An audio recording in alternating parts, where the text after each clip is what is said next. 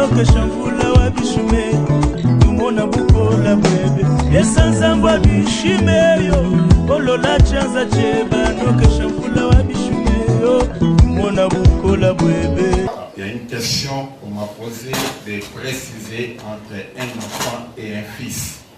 Yakena kiufu mosime pesa mina munu ya kutubila mwana ya fioti na mwana ina kia kuyunduka. À Éphésiens, à Ésaïe 9:5, un enfant nous est né, un fils nous est donné. Nakulanila Isaya kapu ya ifu antila tano kuna bametuba mwana mebutukila beto peina kuyunduka mepesa mina beto. Et je vous ai dit mwana enfant abotamaka mes fils apesamaka. Musabisaka beto ti mwana ya fiota nike butukaka kasiandika yanina ya kuyunduka bake pesaka ni kupesa. Par rapport à l'ordre de la création, kulanila mutindo nzambi iseminaka bima on est toujours enfant. bake butukaka kaka mwana. Et je vous ai dit, Musabisaka beno tout fils est enfant, mais tout enfant n'est pas nécessairement un fils. yine ya kuyunduka ndike kaka mwana kasi mwana yeso natuka kaka vya ya kuyunduka. Et un fils, c'est un enfant à qui on peut lui confier une certaine responsabilité. Mwana yake ya kuyunduka alike na ina na nani balenda kapesa kiye kwa mosi na yangi. Et Jésus, quand il est né, Yesu tamani butukaka on parle toujours de l'enfant. aketubilaka kaka mwana. Mwana. Jusqu'à l'âge de 12 ans, quand il était à la synagogue, on a dit que leurs parents ont oublié l'enfant. Tamani falaka na mvula 10 na zole bakana kutuba na Biblia tibibuti nani simbakanaka mwana ya bao. Et selon Romains, la Bible nous dit tous ceux qui sont conduits par l'Esprit de Dieu sont appelés fils de Dieu. Kulalila mukanda balonga ngena kutuba mtu nyosi kena kujiatiswa na mpenzi ya longo yadi na kia kuyunduka. Et non pas seulement sont appelés, mais bazaba fils de Dieu. Yazona tuba bakeba ina yake ya nzambi kasi ya kuyunduka. Parce que bakoki kobengo mwana nzambe, noza mwana nzambe te. Balenda kabokila nge mwana nzambi kasi ngenge mwana nzambi ve. Mais celui qui est conduit par l'Esprit de Dieu est fils de Dieu. Kasi anina kena kujiatiswa na mpenzi ya longo yadi na kia ya nzambi ya kuyunduka. Spirituellement, quand est-ce qu'on devient fils? Na kimpembe hiki ntamba ke kumaka mwana kuyunduka. Quand quelqu'un se laisse être conduit par l'Esprit de Dieu. Yakele tamu mutira kukibika mpembe ya longo yadi ya tisanti. Spirituellement, ce n'est pas ton âge qui compte premièrement, mais comme un esclave selon Galates 4:1. Un héritier sera enfant. Il sera comme un esclave. Amen. Amen. Et l'apôtre Paul dit quand on est enfant,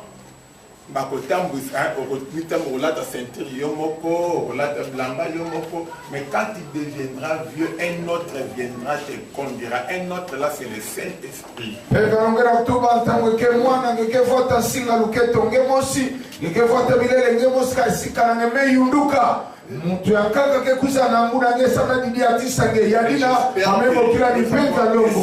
peu d'expliquer la différence entre enfant et fils.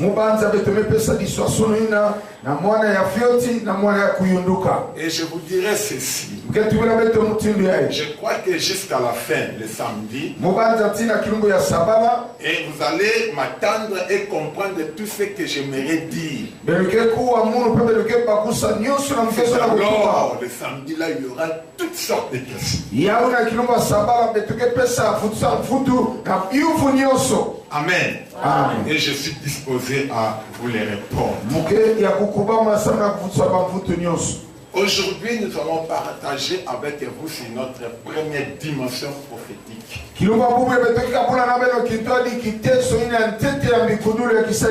D'un serviteur averti. Alléluia. Amen. Première dimension prophétique d'un serviteur averti.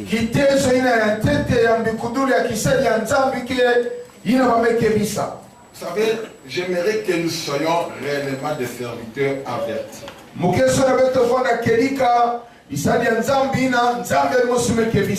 Et quand on est averti, on devient dangereux.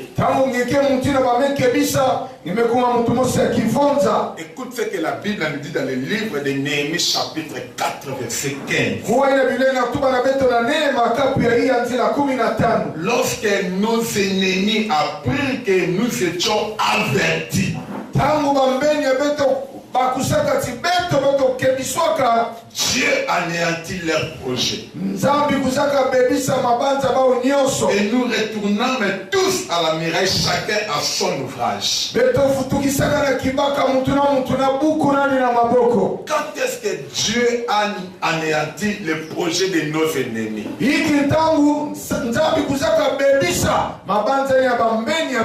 Lorsque nos ennemis ont appris que nous étions avertis.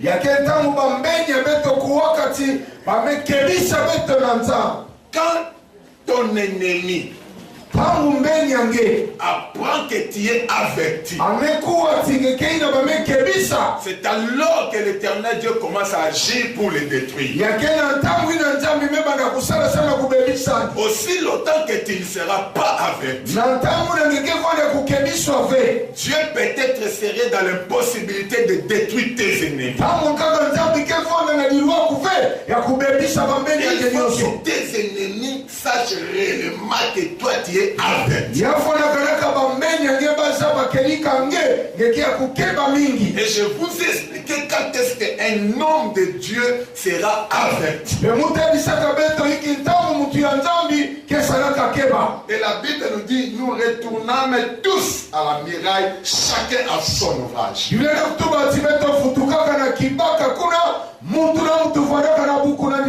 Tu seras bien à ton service quand tes ennemis seront détruits. Aussi longtemps que tes ennemis ne seront pas détruits,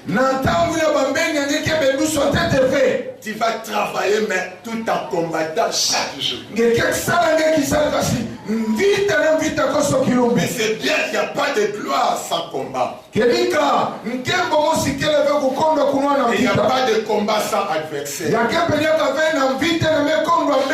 Mais la Bible nous dit, nous ne luttons pas pour avoir la victoire, mais nous combattons dans la victoire. Un serviteur de Dieu averti est là pour imposer sa victoire.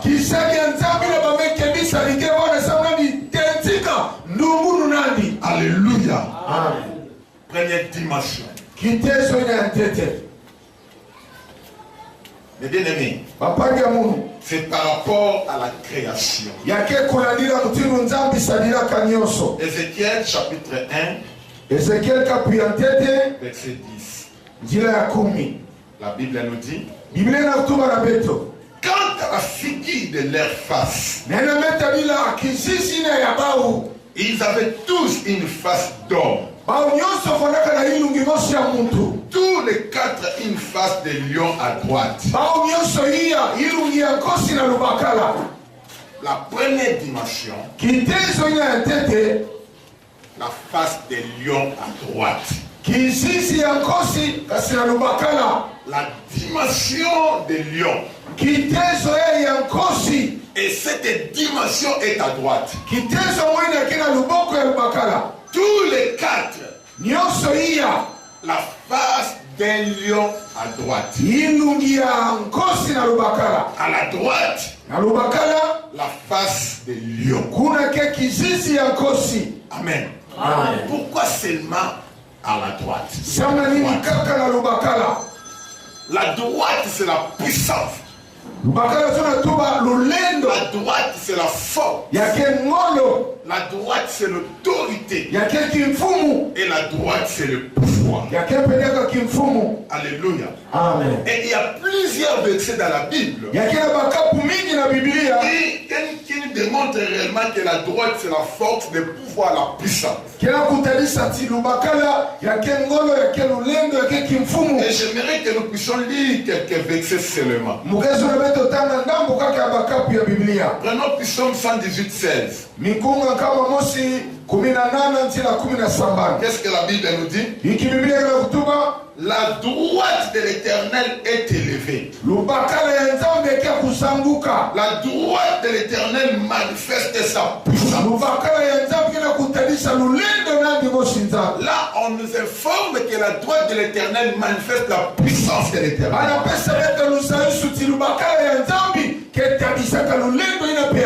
Alléluia. Amen. 89 verset 13. Qu'est-ce que la Bible nous dit?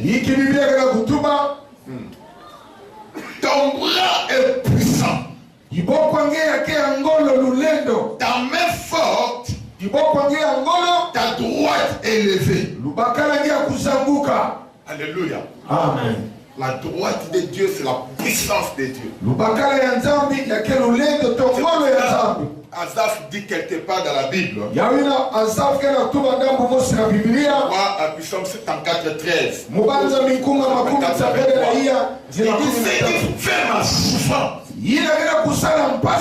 C'est que la droite du Très-Haut n'est plus la même. Alléluia. Amen. Psaume 74, verset 23.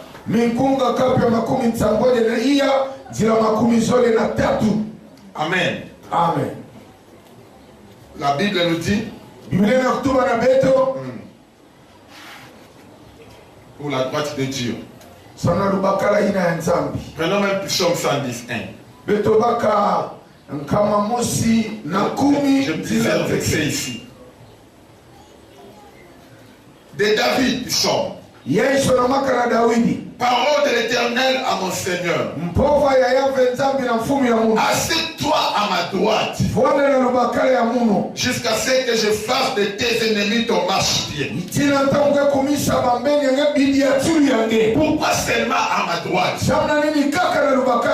Parce que c'est la puissance de Dieu jusqu'à ce que je fasse de tes ennemis ton marchepied.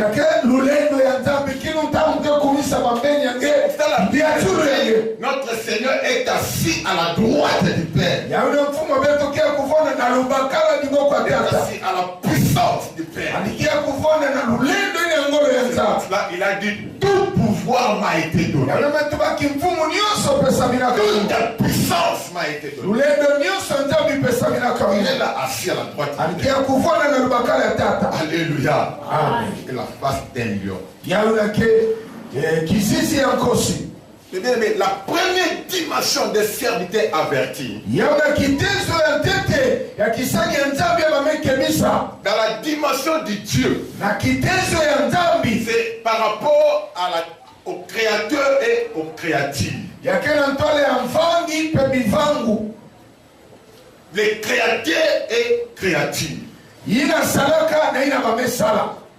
Là, c'est la dimension des lions. Écoutez, qu'est-ce que la Bible nous dit? Le livre de Genèse 1, 26 à 27. Il dit ceci: faisons l'homme à notre image, selon notre ressemblance. Alléluia. Amen. Et la Bible dit qu'il domine sur les poissons de la mer, sur les oiseaux du ciel, sur les bétails, sur toute la terre, sur tous les reptiles qui rampent.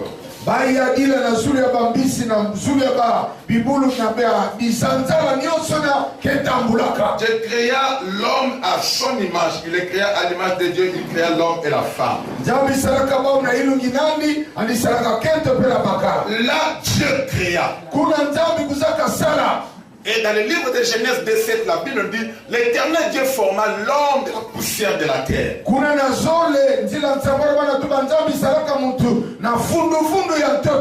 s'il y a eu des créations.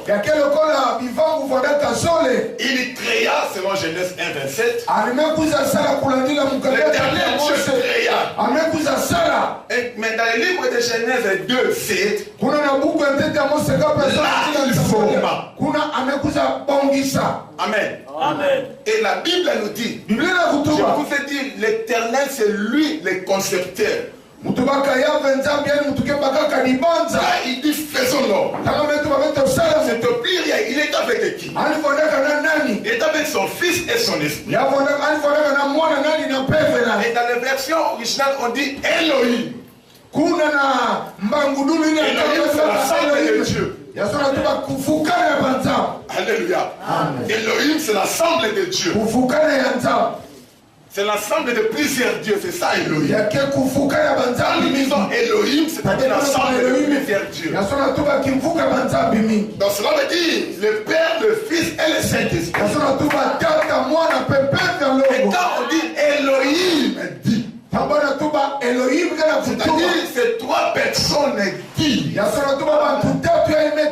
Le Père, c'est lui le concepteur, c'est lui qui conçoit l'idée de créer l'homme. Et le Fils, c'est l'expression de la pensée du Père. Le Fils, c'est la parole du Père.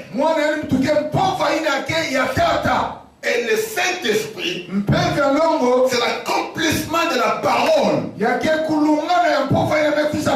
Quand le Père parle, c'est le Fils. Et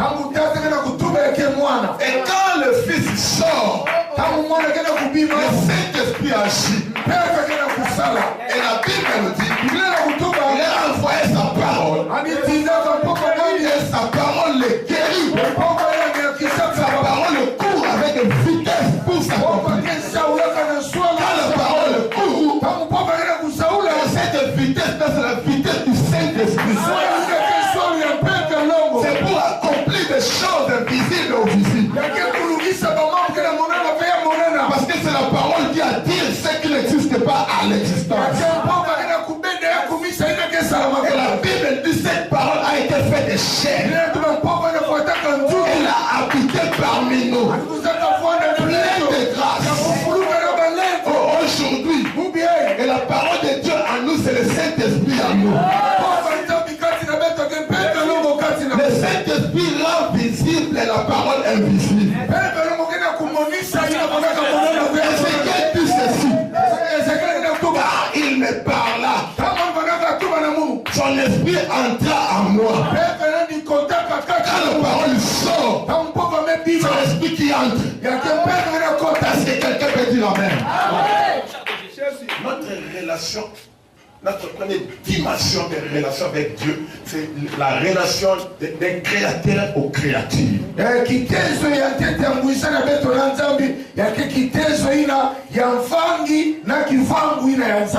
L'éternel Dieu créa l'homme. Il créa. Et l'homme était invisible. Selon l'image de Dieu, ça veut dire quoi? Dieu est invisible.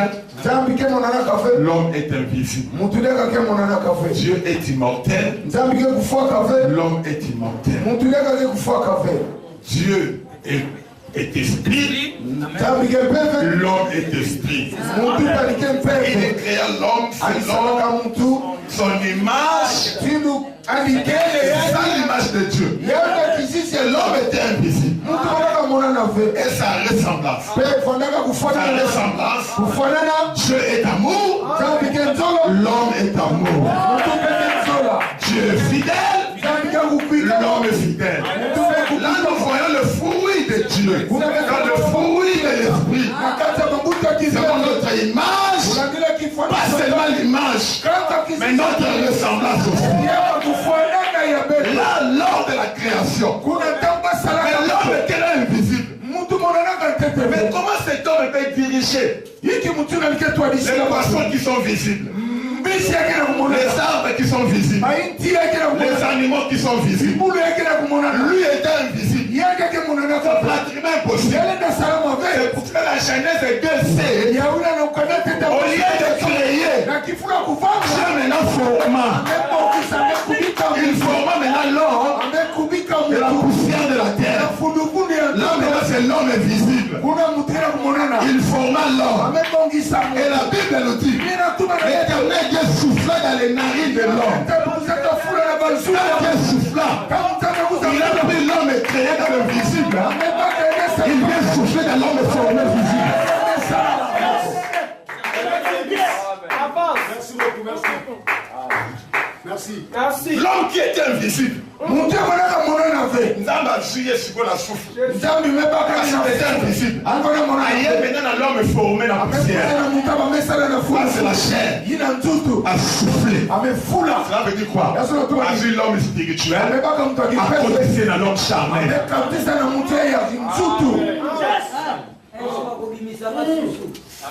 Et la Bible nous dit l'homme devait un être vivant.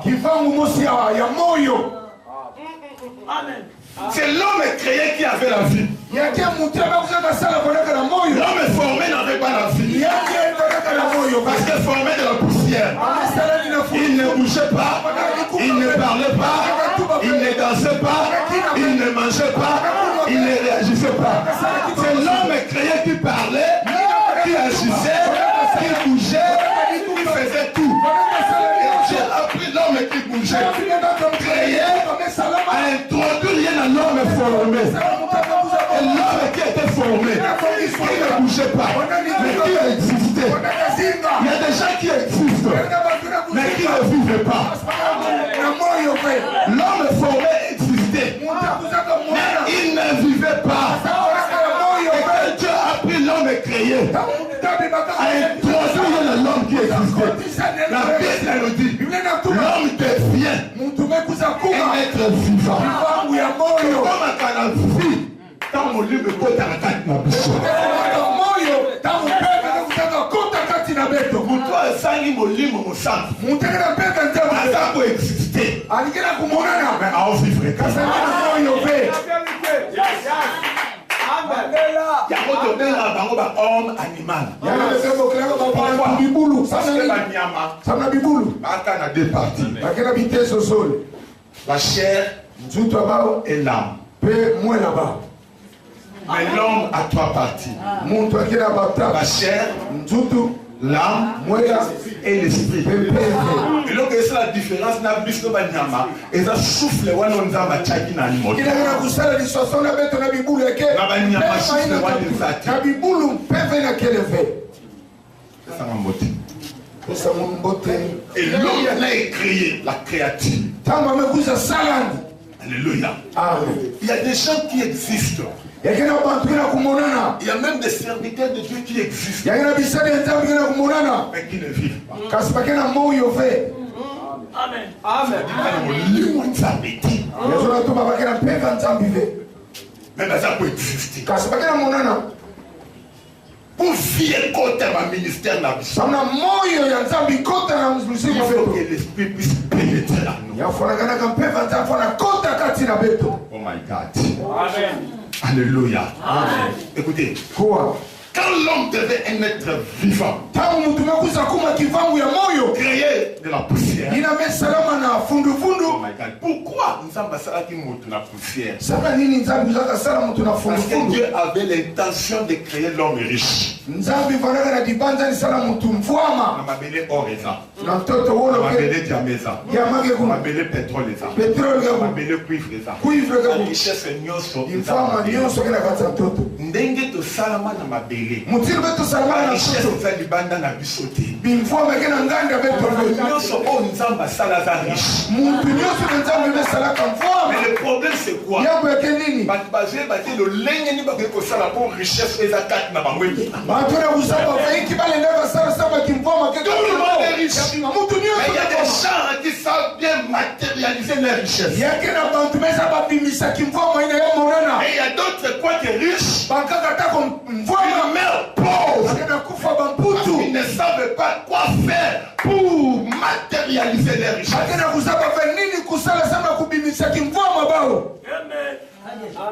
Quand l'homme devait un être vivant, la chair est liée. La chair est botamique. Le muscle est botamique. C'est comme dans les livres d'Ézéchiel. Hein? Là, il y avait des ossements desséchés. La chair est liée. La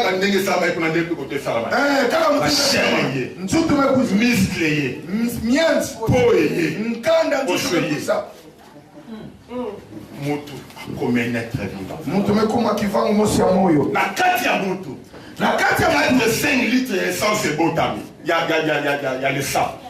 Menga mekuza kutuka. Nengo sawana osana entre 4 ou 5 litres ya makila. Tinga ke vana ngene ndaka vana na hii ya totalu ya balitre ya menga. Na kacha mutu. Na kacha mutu. Wakari ya mutu za mai. Mingi mutu betungama na maza. 45 litres ya mai eye. 45. Makumi ya na tano ba ya maza balitre mekuza kota. Tel que nous sommes là. Mutu betuke vana. Nous avons plus ou moins 5 litres ya makila, mais 45 litres ya mai.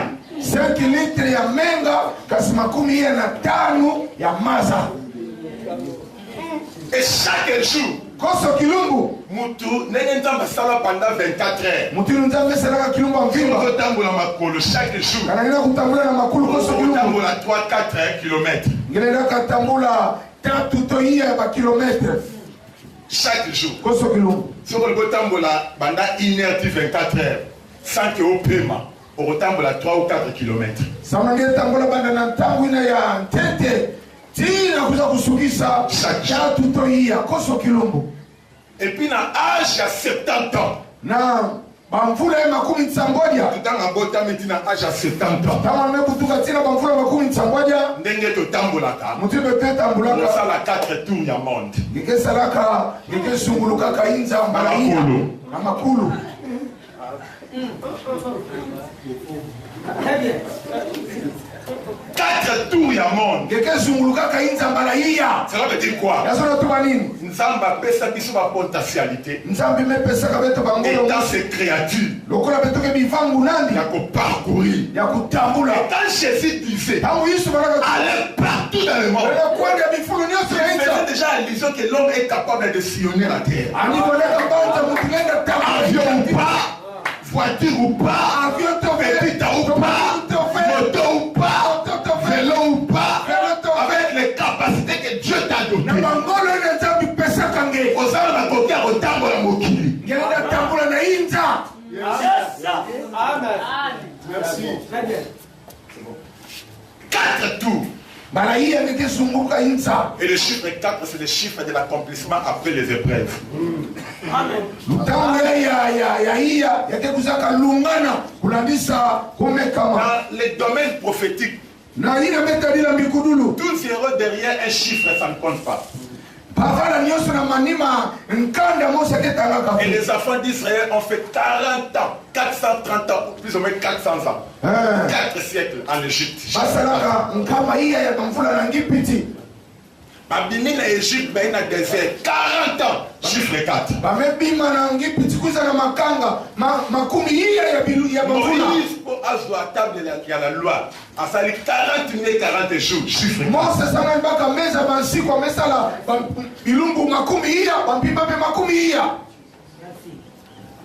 Les amis de Daniel, Shadrach, Meshach, Obed-Nego. Et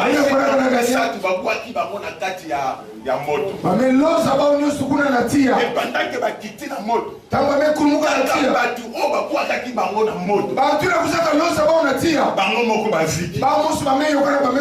le fait des Babyloniens ne consigne que les Babyloniens.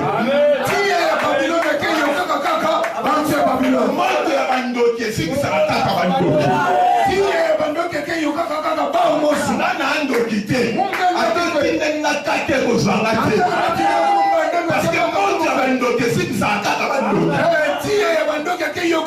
bandoki. Et quand bakoti na kati ya moto, il était lié au pied jusqu'au cheveu. Mais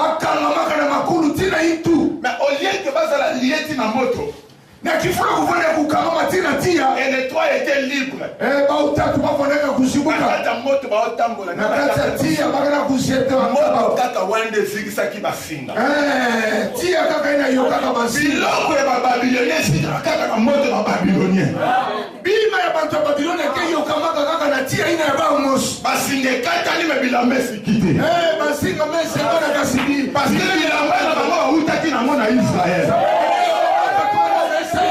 Alléluia.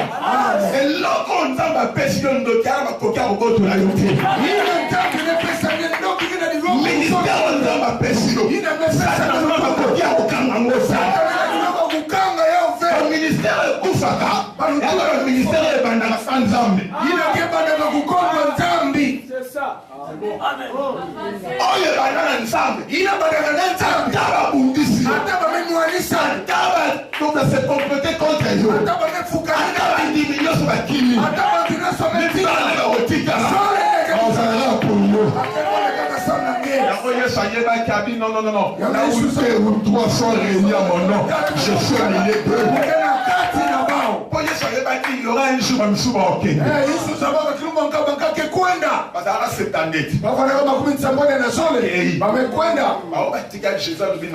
Parce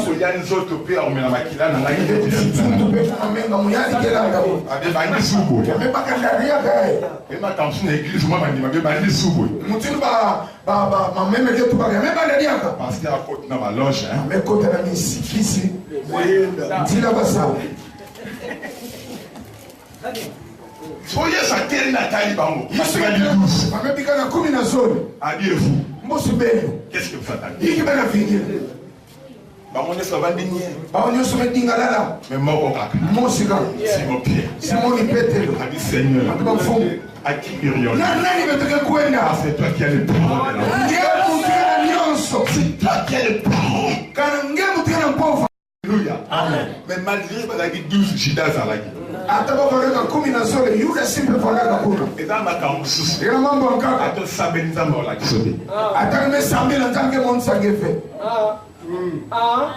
à deux gênés.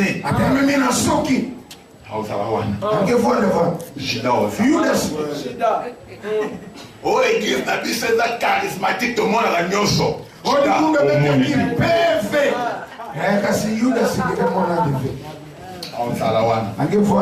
Et puis on confie même à ta mamie nene. Merci.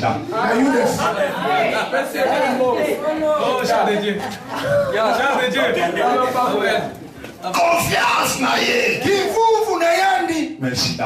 C'est Judas. Amen. C'est toi qui as le parole. Ngemu tukina mpova ya moyo. Marche na kata moto. Bagana kutambula na katatia. Na podi wa landiti. Pimpa ntinu le café. C'est saint homme de Dieu bazaba innocent. Bisadi nzambe kufedile. Suka. Baby tango zana nzambe. Tangekena nzambe. Atapati nyonso ba contre yo. Atabantu nyonso batela mina nze. Nzambe osimba mitema na bango. Ba comprendre ce mot za nzambe. Nzambe tika kama oya yeti. Amen. Ba koki ko oya yo. Moko de libale. Oh my God. Ntino umekwiza. Metala tatu bafana kama kutakumania. Personne qui n'a figure. Ina hii kumfanana hii lungi kisisi na mutindo la dimension ya kiteso ya fils de Dieu. Ya mwana na taa. Walobi ntino netuba batesh pas bima. Batafana bima. Maintenant on bimisa. Nani ke bimisa bao? Fournaise za chauffer cette fois. Kunatia me yanduka balansa kwa. Na kogwaka batangu basika. Bakeloza bantura kwa. Ina ke bimisa nani ke bisa fonduka dia kakuna. Kogwaka kutu do kwani kala beto siki. Kukusi. Bako sino bimisa ifo chama lo boko. Tangu ya kuna bimisa. Nani ke kotisa ni boko kuna. Il y a une stratégie à voir. Shadrach, Meshach, Abednego sont terre. Ça veut dire quoi? Bobi bibi sabi no mo. Bibi sabi no mosi. Kokwa ki biso. Ko bibi sabi so mo. Beto mosi.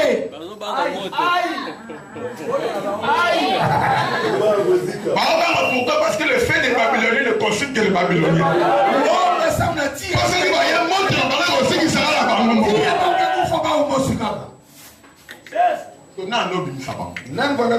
Quatrième texte. Avis Shadrach. Alebima pas Shadrach a sauté pas. Allez Meshach tourne et coquille. Avis Meshach alebima pas. Meshach a sauté pas. Avis Abednego alebima pas.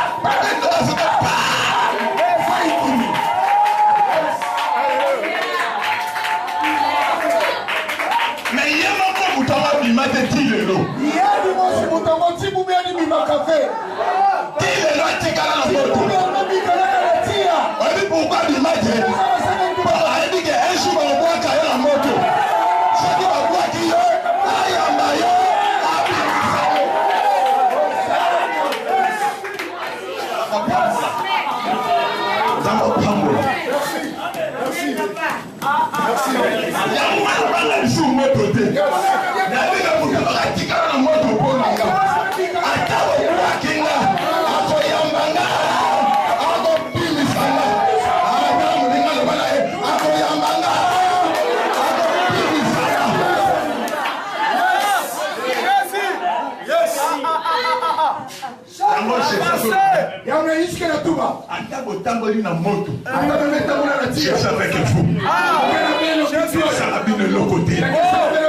Parce que 400 personnes à qui il a fait dire fils de Dieu était Jésus dans cet testament.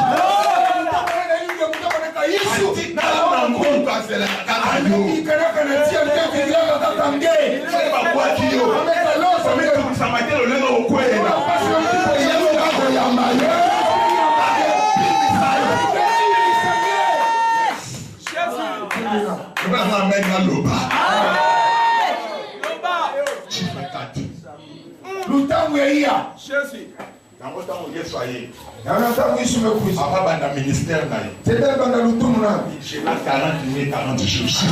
Mina soki milu makumi iya bampipa pe makumi iya. Merci. L'esprit transporta Jésus dans le désert afin qu'il soit tenté par Satan. Ebe kuzaka nangu na Yesu tina makanga sana babo na tontani na Satana. Après la chaîne de prière, on a besoin de couper dans le Saint-Esprit que dans le diable. Na manina kumina soki muntu antete ke kutana ni mpenda no veda si Satana. C'est dans ma mission quand ça sort le Ginzamba maman au moins dans le Satan comme on entend. Muso santa biso santa ngemona leo kutana Satana kuna na toa. Dans ma chaîne soki ni sambila c'est pas le Satan. Nyoki nyoka mekuiza. D'abord, les matapis ressemblent à la plus de problème et matin.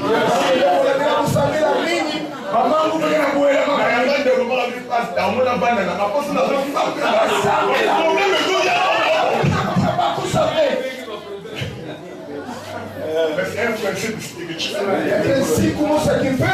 Après les chaînes de prière, les personnes à raconter c'est le diable.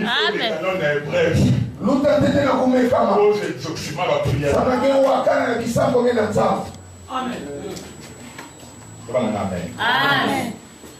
Jésus, 40 jours. Même pour la résurrection de Lazare. Alléluia. Oh, alléluia. Amen. Psaume chapitre 33, verset 6, 8, 9. Minkunga kapu ya makumi tatu na tatu ntila sambanu tina hivyo. Psaume 33. Makumi tatu na tatu. Les cieux ont été faits par la parole de l'Éternel. Masulu salamaka na mpova ya Yahweh. Et toute l'air armé par le souffle de sa bouche. Bebi nwanunu nyonso ni abao nantila moyo ile difubila kabao. C'est 8. Que toute la terre craigne l'Éternel. Mtoto ya mvimba ya banga nzambi. Que tous les habitants du monde tremblent devant lui. Batu nyonso inza ba sakama na tola nani. Car il dit et la chose arrive. Pe alike tubaka dia mkena kusalama. Il ordonne et elle existe. Akina kupesa lutumu ya una peme monana. La relation avec le créateur et la créatrice, c'est un Dieu qui fait peur. Yake na ngwisani ya mfangi na kifangu nzambi mutukeza kamisa kabatu. Les lions fait peur. Nkosi ke mkoteka wonga. Les lions symbolisent la royauté. Nkosi ke tadishaka kimfumu ya kintinu. L'évangile selon Matthieu. Nsamule mote solamaka na Matayo. Matthieu nous représente Jésus-Christ comme le roi. Matayo kena kulongila Yesu lokola ntinu. La royauté. Kimfumu. Amen. Amen. Où Jésus est présenté comme le roi. Et quand il lit l'évangile selon Matthieu, tu vas bel et bien comprendre qu'on nous présente Jésus comme un roi. Couleur rouge bordeaux dans le tabernacle. Et chaque couleur a une signification. Couleur rouge bordeaux, c'est la puissance, la gloire, l'autorité, le pouvoir. Rouge bordeaux ya kimfumu nyonso na metadela kuyadila. Couleur verte c'est la prospérité. Couleur jaune, c'est la richesse matérielle. Couleur Couleur orange, le bonheur. Couleur blanche, c'est la pureté. La sanctification. Quelle couleur encore? Rose. Rose, c'est l'amour. Marron, autre bien à chocolat, la sécheresse. Couleur noire, c'est l'absence de couleur.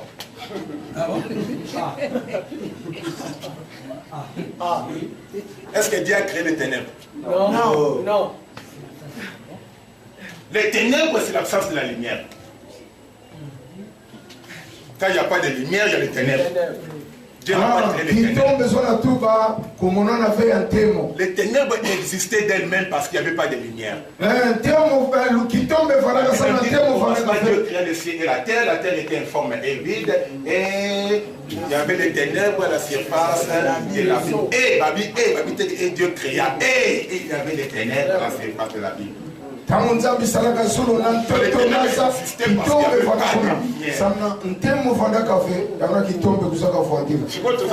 Pourquoi ténèbres?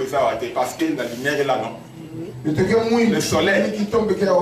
Mais ce qui est côté, les ténèbres y est.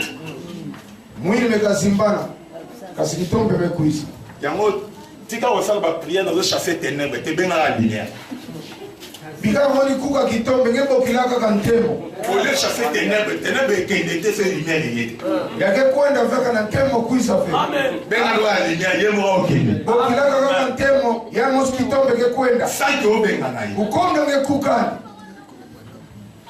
Amen. Et là, il y a les contraintes. Il y a des richesses. Qui me semble la nuit et jour chasser pauvreté, pauvreté qui est richesse et tout ça va pauvreté. Pour chasser pauvreté, pauvreté qui est richesse et tout. Voilà pauvreté. Il me couca qui me forme un peu à couille ça fait. Quelqu'un qui a un potou. C'est la pauvreté. On va aller pauvreté. Mais richesse et tout. Ah pauvre. Qui me forme un peu à couille ça fait. On y a la pauvreté dans la richesse, pauvreté au qui m'a ému.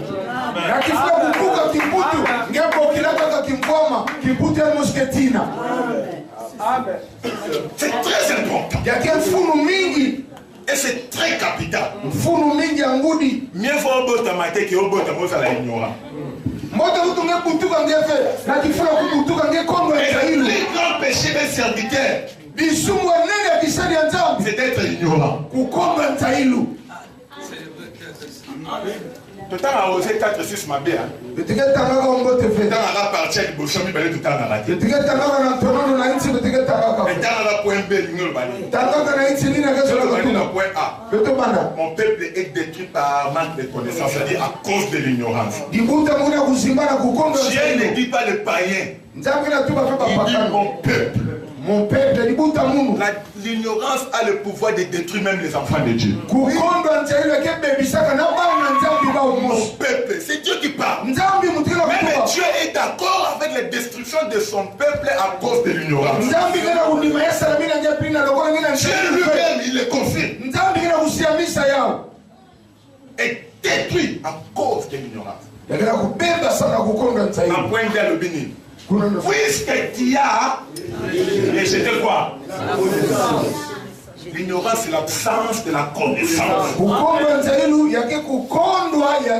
connaissance, c'est l'ensemble des instructions.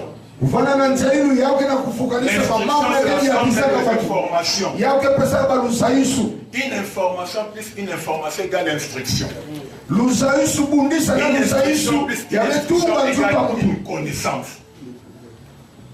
Et dans une connaissance, il y a ignorance qui. Puisque tu as rejeté la connaissance. Moi aussi. Je te rejetterai. Ah, rejeter non. Serviteur où? La sacerdoce. te belé déjà rejeté dans sacerdoce à cause de l'ignorance. Mingi bamelosu kaka na nganda kisala nzambi sana kukomba nzailu ya baba. Wana musala nzambe loko yebite koloba de kama munoko. Yara kisadi ya nzambi ina ngeza bafe. Kutuba fe kama ino à critiquer. Kufanda na swali ya kufuezaka vya kutia kaka fe. Koloba za révélation nango. Kilumu ngeba kansongolo nao. Koloba moyen ko expliquer bandini. Ngeke kondo diluwa kwa kulomba lengo na ba mikuikishi. Amen. Amen. Mais loko yo moko so teleme. On nzambe expliquer o yango. Ya bila ngebo telemina. Nzambe musume kienzula ngembo Dans telemina. la l'église pendant Bana kutuba lere na ba mameme ngana nzambe. Bakaki bana die mula ngeka kaka. Ça veut dire oyi dite pendant Nzambe a révélé nga simana oloba. Nzambi songa musama kutuba. Nzambi tabisa nete vedinga lala. Wanda sui. Ne sois pas pressé à parler. Wanda na swali ya kutuba tuba fe. Amen. Mais bien que c'est très important. Couleur rouge Bordeaux dans les tabernacles. Le couleur rouge c'est la puissance. Yake funu mingi mboa kieba mebo kila Bordeaux kuna na temple ya Emma. Un serviteur de Dieu averti, c'est un serviteur qui a la face des lions. Kisani nzambe bamekebisa alikia mutuna kila C'est un kisesi ya serviteur qui a nkosi. l'estimation des lions. Akila kiteso ya nkosi. Et le lion symbolise le courage. Nkosi kila kutalisa beto kinzunzu. Il est le roi des animaux. Yani kia mfumu ya bibulu nyonso.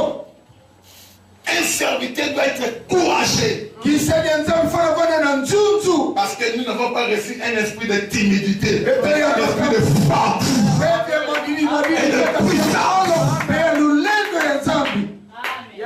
Ici, quand nous sommes dans la connaissance, nous devons introduire dans le courage. Il faut le savoir que nous allons faire un courage. Parce que tout le monde est courage.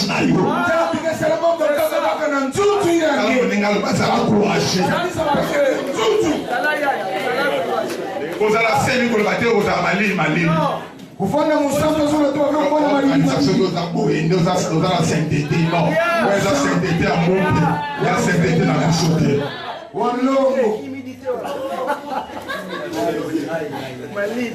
Encouragé. Mtu ya nzunzu. Yanki abana kudetete. Amen. Nzunzu ya bana keteka kama kudelfe. Alléluia. Amen. Son effet sonore. Ninga nandike wakanaka. Son effet sonore, l'effet sonore d'un lion.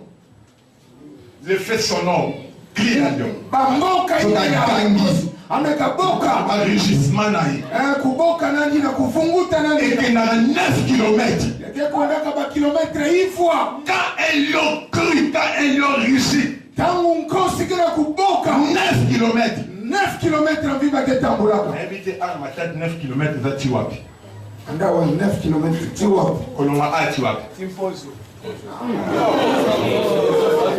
9 km. Ba kilomètre ifwa. Kina Kenya. À peu près. Koloma va virage. Beaucoup. Par contre, je vais à Kenya, beaucoup.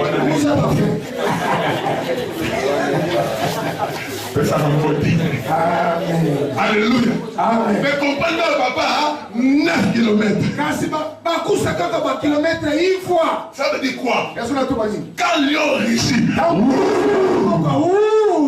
ben fait son nom, wana. Ninga nikira kuwa. Même toi, ça n'a pas beaucoup. Na boko kuna. Aoyoka. Nekuwa. Amen. Amen. Yes. Et ceux qui lui ont gagné, ben nyos na sama bana akini. Kosme kaboka bibulu nyonso na sui na pi. Quand ben fait son nom na yo, atana bisiko koma te ko samone yoka. Anta kifunga kubatela nsambo ngeke waka. Ano bana motumongo wa. Kuna tubira mu. Esika ona no koma te. Nalo koma na New York te. Nalo koma na Dallas te. Peut-être nalo koma na France te. Mais baba no yobela yo. Cinq yo koma. Mais fait son nom na yo. Et que yoka na. Batu ba yoka yo. Batu ba yobela yo. Pour fait son nom na yo. Et que koma parce que tu es un lion.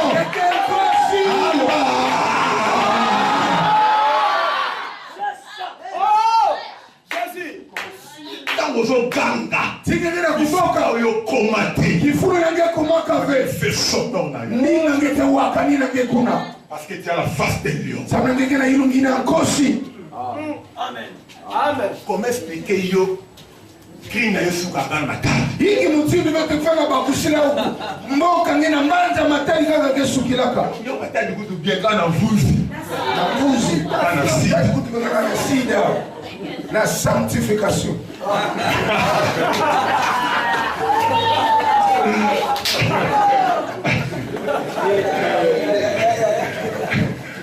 Le pasteur Roger, c'est comment me filer avec la guitare. Avant que tu n'ailles déjà. Elle fait son nom de commandé. Ah, Pépa Nzambe. Il faut faire son nom d'ailleurs Kenaka. Dingangia efona wakana. Et ça, c'est comme Moussous. Yagana bifulo nkaka. Comme Moussous de Kenama, comme on préfère là. Mosi wote koleka ba Préfère préfère quelque part. kuma na ndambo mosi. Il y a ça, il y a l'homme de Dieu. Akio kwa kifumu. Il y a des boumous, ça de l'influence. Il y a de l'intimidation. Akio pa musa kabantu. Donc, comme il mourait, Kuma mutendei. notre préfet, là, si vous avez un autre, on va à Jésus. Préfère munu kaka kutwalisa munu ba ntutu ai.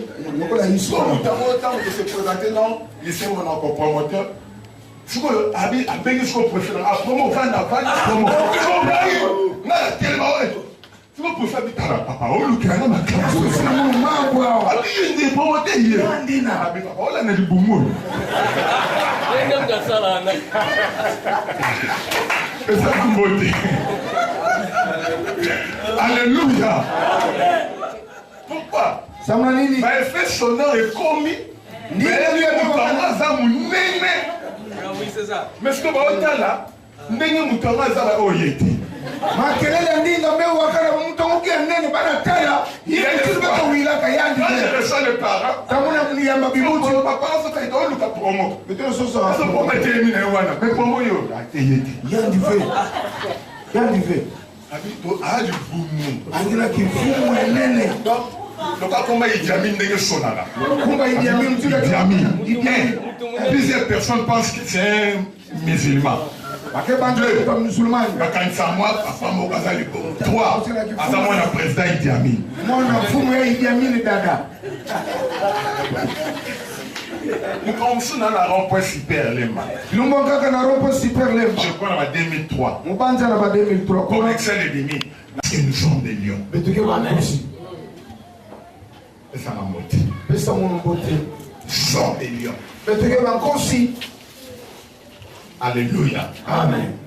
Il faut s'imposer. Ifana kukiyadisa. Dans son territoire, Na mtoto ile ya ya il est capable de tuer tous les animaux. Akira diloko kufonda bibulu nyoso. C'est un animal de combat. Alike kibulu mose bangita. Il n'y a pas de victoire sans combat. Yakina bandunguru mose kukonda bangita. Il n'y a pas de gloire Nkembo keleve sans victoire. kanenge Il n'y a pas de victoire. kununga pe. Ça, David a dit, Yona Daudi tubaka. reste devant moi une table en face de mes adversaires. Tula na ntola munu mesa na ntola bambenya munu. Adversaire na yo ba o mona me ba o liati. Bake mona kasi bake kudia fe. Parce que biloko ezalaka liboso na Bake kudia fe. tobalanga amen. Pour terminer, Genèse 49. Sana kumanisa Jacob appela ses fils Yakobi bokila kabana nandi. et dit assemblez-vous. Antobelo fukana. Je vous annoncerai ce qui vous arrivera dans la suite des temps. Muke pesa beno nsange mambo ke kuisila beno na mali Il y a manta. des choses qui vont arriver à la suite des temps. Yakina ba mambo ke kuza salama na manima ya ntangu. Dans biloko msu comme tout ça mango sikote eboya na suite à temps. Yakina ba mambo kaka bubu kukikwamisa veke kuiza na manima ntangu. Je vous annoncerai les choses qui arriveront dans la suite des temps. Mukena kutabisa beno mambo ke kuza salama na manima. Rassemblez-vous et écoutez, fils de Jacob, écoutez Israël, votre père. Beno fukana, beno kuwa, Israël neke tata beno. Il dit, Riben, Antuba riben, toi, mon premier-né, nge mona munu ya tete. ma force est le prémisse de ma vigueur. Ngolo munu pe mbuto munu ya ngolo. Supérieur à dignité et supérieur à puissance. Na zulu ngekele na kuna, na luzitu pe na Un ngolo. pétué comme les eaux. ngeke ngolo lokola bifisi tu n'auras pas la prééminence. ngeke fonda biaka fela kifumu ina Oui, osala mwana liboso. ngelenda fonda mwana ntete Mais papa azalaka na pouvoir supérieur na yo. kasi tata ngeke kaka na zulu yange Alobi, abi tu n'auras pas. atuba ngeke fonda na yao fe Malgré supérieur en puissance, mais tu n'auras pas. ata ngolo ngeke kasi ngeke baka Qui parlait à ce moment-là le Père? yakonaka tata mtu wanaka tuba Amen. amen Tu n'auras pas la prééminence. ngeke baka avec kifumu Car tu es monté sur la couche de ton Père. ngeke tombo kaka na zulu ya Tu as sur nkete la couche à y monter. ngeme bebisa ina ya mungu na kutombo kaka na zulu nao À écarter. amekatusa Ruben, Siméon Simeon et Lévi, son frère. Elevi pangina Leurs glaives sont des instruments de violence. inwanuno baweke ya ngolo La violence attire la violence. ngolo kebendaka ngolo Que mon âme n'entre point dans l'air conciliabile. bika mwana munu ya kota fe na baluwa wa munu ya Que bango mon esprit ne s'unisse point à l'air ensemblé. mpefe munu ya sangana fe na kufukana ina ya bau Quand on est violent, tamgeke mtu ya ngolo l'esprit du Père est au sangana va assembler la bisodie. mpefe ya tata lenda kuza fukana na ba bimfuka beto fe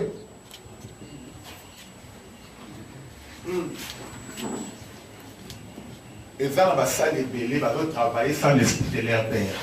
yakena ba bisadi yankake na kusala kukonda mpefe batata bao Quelqu'un m'a dit hier, mutu mosi tubana mumaso si mon père est mauvais, kana tata muke ya imbi je dis il est mauvais, mais il reste toujours ton père. manike ya imbi kasame bikala fe batata nge Si ma mère est sorcière, elle est mauvaise, mais elle est toujours ma mère. mama munu atalike ndoki anike mtu ya imbi kasi mama munu kaka dikele Ennemi à révélation, il a confiance. mbeni ya mtsongolo yake kaka kivuvu mtu nenda kafanya Vous nao voyez, ce que moi, maman, ou la bonne chose, mama yamebuta na nike ndoki vous avez confiance à rien. lokola ngena kivuvu na ngeti Même mafe si révélation est vraie, on peut en doute. ata ke mutidu na ngeke ndima yo malu fe Pourquoi? sama nini Ça, c'est une doute. Pourquoi vous m'avez dit? mfana ndoki sana mfondila mfana kivuvu Ah, beaucoup de la police, il n'a pas pour la sana nekudisa mwana mesanza mpasi confiance, wana nyoso. kivuvu nyoso ina Ennemi à révélation. andike sonaka mtsongolo na bamepesa vya imbi Et l'autre, il bosse comme ça, il y a ennemi à révélation de la confiance. mbeni ya mtsongolo bakana kupesa ke kivuvu ngeke na yao Amen. amen Toyeba Jida. tumekuza na shida Abina Jida. ametuma na shida Tu recevras les hommages de tes frères. ngeke yamba banzitusu ya bampange nge Les hommages, c'est-à-dire les témoignages de respect. imbangi na luzitu ya bampange Un serviteur de Dieu lion. kisadi ya nzambi nkosi Azwaka ba respect, la témoignage à respect. Yabandeko na ye. alikemba kaka bimbangi ya luzitu ya bampangi nani Tiens-toi aux hommages de tes frères. ngemelomba mabapesa nge mpe nzitusu ina na bampange nge Amen. amen Les hommages. banzitusu Il y ina a la serviteur lukinzu ina ya bantu ya parce que nous sommes des frères. sama beteke bampangi Il faut recevoir les hommages. ngefona yamba banzitusu ina Ta main sera sur la nuque de tes ennemis. biboko ngeke fona na makosi ya bambeni yange Loboko na yo kovanda na mulikose banguna na yo. biboko Ça veut dire quoi? ndilazo na Tu likoso contrôles et personne ne peut échapper. ngeke na kutalila nyonso mosi peke simbana na meso yange Mutu asimbi yo boye. Aokontrole yo. angena kutalila nge mbote mbote Kwa sana kapasita obumba yo. angenda hina misa nge Kapasita otourne yo. alibangu muna nge Ana kapasita okweza. alibwisa nge Sikona bitumba mutu asimbi yo awa. na mvita mtu amesimba nge na likoso Sokolalisa mutu kao kala awa. kaka awa Sokobeti awa. Pa! na kima wele Ata munene mutu akozala na mutu. ata nene mtu neneka kwade nao Beti yela awa. awa kana likoso Makale kale. ngefona deka moyo Sikoyo yo ita lion. nge lokola ngeke nkosi Ta main iboko nge a la prophétie d'être sur la nuque de tes ennemis. yake na mbikudulia kufana na likosi ya bambeni Na yange bandeko na yo ko recevoir ba hommage. na bapange ngenge baka Mais na nzitusu banguna na yo loboko ezala mutu. iboko ngeke na likosi kwako Pesa na mbote. pesa mumbote Next. atondomi Les fils de ton père se prosterneront devant toi. bana Le spectre ne t'éloignera point de toi. Sida a les yeux rouges. Rouge de vin. On va prophétie pour rouge de vin. Tu as fait awati mis au coma rouge de. C'est vrai. Interprétation.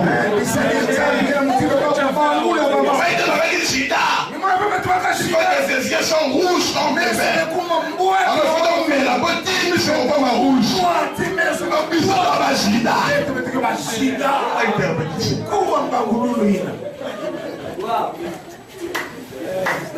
Mais c'est fait comme un rouge dans le domaine spirituel. Mais je marquais même dans le film, maintenant dans le dessin animé. Au monde a monté à message ma bête, tout le message à la puissance. Au monde a mis ce comme un rouge. Ça veut dire quoi? Il faut devenir puissant.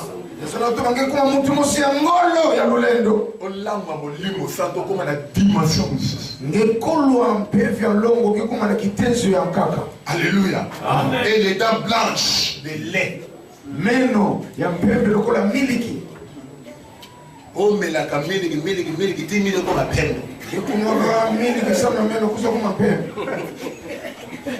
Cela veut dire quoi? Tout ce qui doit sortir de ta bouche doit être pur.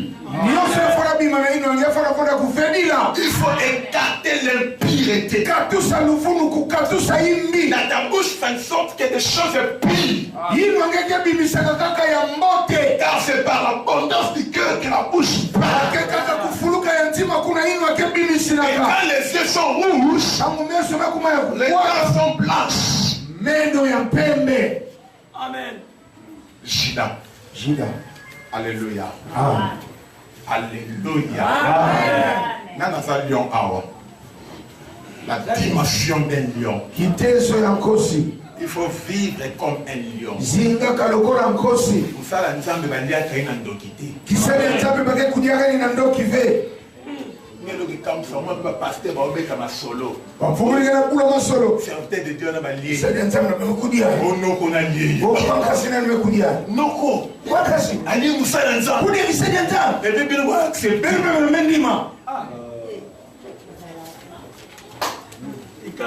Tu es un lion. Pas n'importe qui. Et la Bible nous dit. Mais bien aimé, nous sommes un sacerdoce royal. Un sacerdoce royal. Amen. Il est important que nous soyons des rois. Un roi pris avec autorité. Écoute ce que la Bible nous dit. Lors de son baptême, le ciel fut ouvert. Et Dieu dit, voici mon fils bien-aimé, à qui j'ai mis toute mon affection.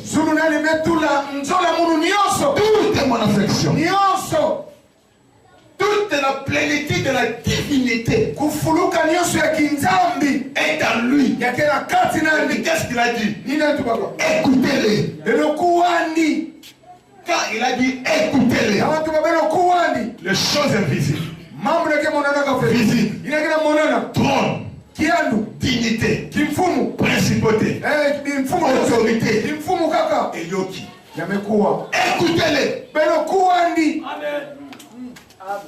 Mukolosiko maye tombo kaki. Kilumbu maza kuzaka fuema. Maye zoloba. Maza gana tuba. Et quand Jésus s'est réveillé, tamu Yesu kuzaka lamuka. Ayoto comment maye zoloba. Anakuwa hiki mtu maza gana tuba. Toutes les choses parlent et écoutent. Nyonso yake tubaka pia ke kuwaka. Jésus dit silence. Tuba na pi. C'est que maye bando chaba bruit. Maza bando tula makelele. Silence. Na binga makelele. Tais-toi. Kanga inwa. Amen. Ça veut dire que quand on va dire silence, mais ils ont continué au loba. Alors, il dit tais-toi. Et la Bible nous dit, le fait quoi? C'est ça. Et il dit un grand calme. Il a parlé comme un lion. Comme un roi. Nous sommes des rois. Dans la dimension des rois, on ne demande pas à Dieu. On donne des ordres. Un roi ne demande pas. Mais il donne des ordres. Amen. Et quand roi, le bloc comme tout au sein en Zambété, tu veux trouver des ordres.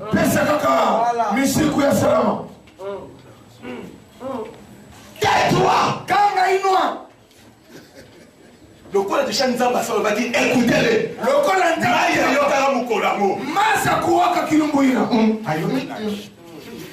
il y a un grand calme. Tel devant c'était. C'est ce Yokaram pour le père Abaka.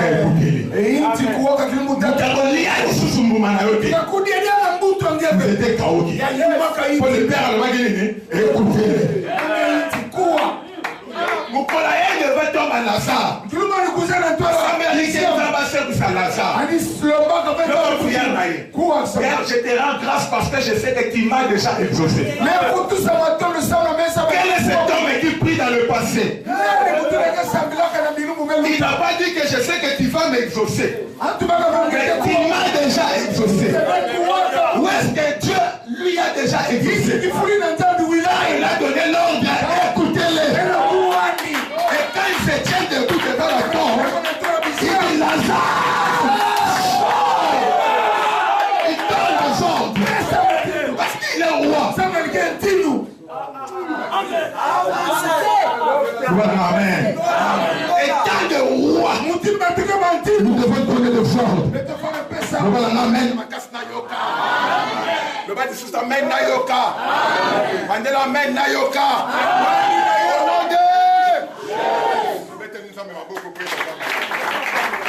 Merci.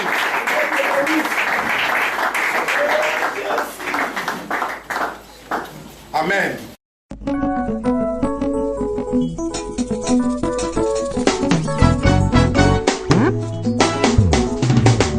Yesanzamba bishime